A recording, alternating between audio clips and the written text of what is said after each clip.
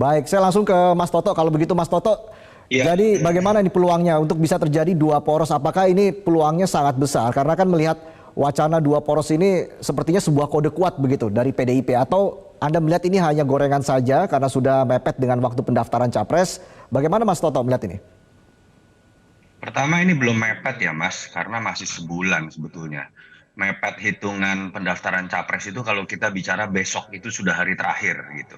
Yang kedua, kalau bicara tiga poros dua poros, apapun masih sangat dimungkinkan betul sebelum janur kuning melambai resmi nanti dipasangkan atau ditetapkan oleh KPU. Dan memang kalau kita lihat kecenderungan 2024 itu sangat banyak plot twist ya, lebih mungkin banyak terjadi kejutan-kejutan seperti apa yang terjadi setahun terakhir. Misalnya Nasdem dan Bang Surya Paloh yang dikenal dekat dengan Pak Jokowi malah awal-awal berkoalisi misalnya dengan dua partai oposisi.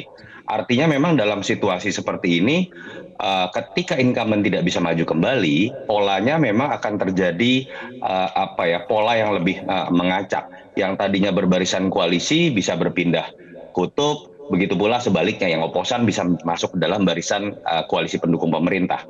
Nah, tetapi apakah dimungkinkan bergabungnya Ganjar dengan Prabowo? Secara konsep memang sangat mungkin. Kenapa? Karena dua-duanya mengklaim akan melanjutkan programnya Pak Jokowi.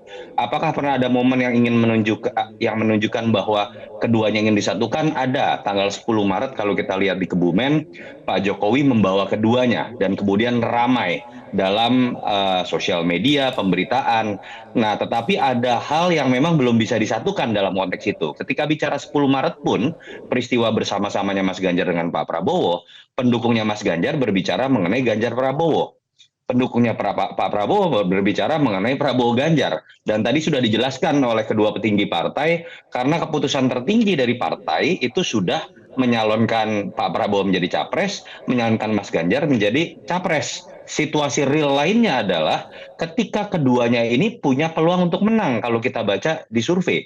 Sehingga kemudian pasti keduanya merasa pantas secara taktis untuk bertarung menjadi RI 1 bukan menjadi RI 2. Itu yang menurut saya menyebabkan kalau kita mau berspekulasi mengenai dua poros pun tidak bisa hanya menggunakan satu skenario bergabungnya Ganjar dengan Prabowo.